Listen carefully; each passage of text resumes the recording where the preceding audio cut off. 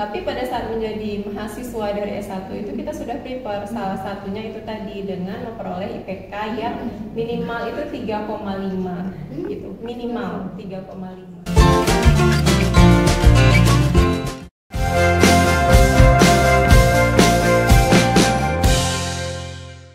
Halo, welcome to KKN Kumpul-kumpul Nyantai. Oke, kembali lagi bersama saya di episode kali ini sebagai host, yaitu Anissa Ilahi dan co-host saya Caca Bila. Nah, di episode kali ini Caca, kita itu akan membahas tentang tema itu akademis dan tips and trik mendapatkan beasiswa S3. Kira-kira di episode kali ini Caca kebayang nggak siapa bintang tamu kita? Kayaknya berprestasi sekali ya Kak. Oke, lagi cantik, berarti perempuan dong. Iya, benar sekali, lebih ke Mayu ya Caya. Kalau kita kan ini kan tidak ke Mayu ya. Iya, kita lebih ke tantrum sih. Kalau kita lebih ke tantrum. Nah, kalau kita sudah menyebutkan kriteria tadi itu, berarti langsung aja kali ya. Iya, langsung aja sih. Tamu kita yaitu Ibu Mela Sari. Selamat datang Ibu di podcast kami yang fenomena serta menggelegar ini Ibu. Amin. Oke, Ibu ini mempunyai nama lengkap yaitu Ibu Mela Sari SSMSI, benar Bu ya? Betul.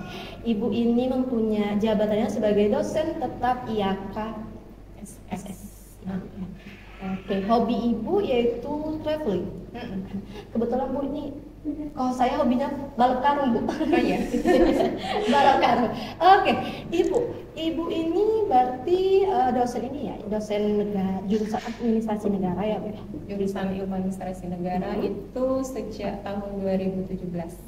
Sejak tahun 2017 berarti Ibu sudah menjadi dosen berarti ya Bu? Iya, 2017. Kalau boleh tahu Ibu ini S1-nya itu menempuh di univ mana? Ya. Jadi dulu Ibu S1 Univ ya, lebih tepatnya itu Sekolah Tinggi Ilmu Administrasi Sutistio yang nama dulunya dari IAKSS gitu. Nah, alhamdulillah di hampir 4 tahun selesai S1, kemudian dapat beasiswa dari Yayasan Sutistio gitu untuk melanjutkan studi S2. Oh, seperti itu. Jadi Ibu mendapatkan tunjangan atau beasiswa dari kampus YKSS Dari ya? yayasan Iya, tepatnya. dari yayasan. Emang YKSS itu unggul dan bermartabat loh ya? Oke, itu S1-nya tadi berbicara S1 ya, Bu ya. Kalau S2-nya ini Ibu? S2 kan udah pasti tadi tuh dapat yayasan dari Sutistio, kemudian alhamdulillah melanjutkan studi ke Universitas Diponegoro. Oh, di Diponegoro. Di Jakarta, bukan di Jakarta tuh. Diponegoro di Bandung. Di Bandung. No. Jawa ya Bu? Jawa Tengah. Salah semua ya. Di Jawa Tengah berarti ya. Jadi di Undip waktu itu selama 1 tahun 8 bulan. Dan alhamdulillah waktu itu dapat predikat jadi lulusan terbaik. Wah. Sangat menginspirasi sekali dosen kita satu ini ya. Emang ya dosen IAKSS itu udah bermartabat sekali ya? Iya, Masuk. Oke, mengenai tentang kita kembali pembahasan tema tadi tips and trik beasiswa mendapatkan beasiswa S3. Berarti Ibu mendapatkan beasiswa S3 ini di univ mana Pak? Universitas Gajah Mada. Oh, Gajah Mada. Kita masuk ya Bu ya pembahasan tentang beasiswa ini. Awal mula Ibu bisa mendapatkan beasiswa di UGM itu gimana dong? Boleh cerita dong ya? Boleh. Jadi kalau mau cerita cukup panjang ya. Kita singkat saja, kita singkat. Oke. Jadi awalnya itu justru niat Ibu untuk S3 itu di UI, Universitas Indonesia. Jakarta ya. Dan udah sempat juga untuk tes di UI gitu, tapi mungkin belum rezeki dan belum ditakdirkan untuk ke sana. Akhirnya teslah di UGM. Nah, jadi kalau tujuan awal Ibu itu kan memang mau S3 itu melalui beasiswa. Sementara beasiswa Ibu ini kan dari beasiswa Kemendikbud nih, yang disebut dengan beasiswa pendidikan di Indonesia. Jadi BPI itu beasiswa yang memang dikhususkan untuk tenaga pendidik, guru, dosen gitu, dan pendanaannya dari LPDP. Nah, jadi untuk BPI ini sebelum kita mendaftarkan diri itu sudah harus ada LOA-nya gitu. letter of assessment. Letter of assessment. Jadi intinya tuh LOA di mana kita sudah diterima di satu kampus. Nah, makanya di tahun itu Ibu daftar ke UGM, alhamdulillah lulus. Kemudian itu dijadikan ke syarat untuk pendaftaran beasiswa. Jadi kalau tadi ditanya apa sih tips triknya? Tips triknya yang pertama itu adalah kita harus mendaftarkan diri dulu ke kampus tujuan. Gitu. Dan kampus tujuan itu juga harus kampus yang terdata di beasiswa itu sendiri. Gitu. Oh, berarti IAK ini, maaf dipotong Ibu, berarti IAK masuk berarti ya Bu? IAK belum masuk. Belum masuk kan? Belum. Jadi yang masuk ke dalam beasiswa kampus yang kerjasama dengan beasiswa itu kampus-kampus negeri yang akreditasinya itu sudah unggul gitu sudah. Kalau untuk kampus swasta kayaknya belum. Oh, berarti memang dikhususkan untuk negeri ya Bu? Iya, kampus tujuannya. Tapi bagi yang mendaftar itu boleh dari kampus manapun. Oke, berarti itu adalah tips and trick dari Ibu ya Bu ya? Boleh Iya. kasih tips and boleh Ibu kasih tips and trick buat kan kami mau yang S1 ini mau S2 tuh. Nah, apa saja yang harus kami lakukan kalau mau dapat beasiswa S2? Oke. Yang pertama itu yang namanya beasiswa kan pasti dikhususkan bagi tamatan-tamatan atau mahasiswa-mahasiswa memiliki IPK standar menengah ke atas. Iya. Anes IPK-nya berapa? 3,95. Alhamdulillah. Oke, sekali mau Oh gitu. Iya. Nah jadi yang pertama kali itu harus kita dari sejak S1 kalau memang pengen dapat kuliah melanjutkan studi dengan beasiswa itu ya prepare-nya itu bukan pada saat setelah sarjana saja gitu. Tapi pada saat menjadi mahasiswa dari S1 itu kita sudah prepare, salah satunya itu tadi dengan memperoleh IPK yang minimal itu 3,5 gitu. Minimal 3,5. Kalau bisa 4,0 kan. Nah, itu yang pertama. Terus yang kedua, setelah menjelang tamat S1 gitu dan akan memperoleh beasiswa atau ada cita-cita pengen memperoleh beasiswa nih, ya sudah kita harus yang pertama itu searching, kemudian yang kedua sharing gitu. Harus banyak-banyak searching dan sharing. Oke. Kenapa Ibu bilang searching? Karena di zaman sekarang itu kan kita memperoleh informasi itu gampang ya. Salah satunya itu yang paling gampang itu dengan searching aja gitu. Buka Google, misalnya kita pengen beasiswa apa nih, kayak Ibu kan contohnya PPI. Atau kalau yang bagi bukan TENDI guru dosen itu bisa lewat LPDP. Oh, LPDP. Beasiswa LPDP misalnya. Nah itu silahkan banyak-banyak searching ke website LPDP langsung gitu. Kemudian untuk kita memperoleh informasi apa saja sih syarat-syaratnya di dalam LPDP itu. Salah satunya IPK. Kemudian juga kita lihat syarat administrasi lainnya apa gitu. Nah itu yang harus kita persiapkan jauh-jauh hari gitu. Jadi bukan hanya sekedar pengen beasiswa nih, ya sudah daftar gitu, tidak. Prepare itu sudah harus jauh-jauh hari. Yang pertama banyak-banyak searching, kemudian mempersiapkan segala syarat administratifnya, kemudian searching itu tidak hanya kita lakukan memperoleh informasi terus kita konsumsi pribadi sendiri, tidak, harus dibarengi dengan adanya sharing gitu.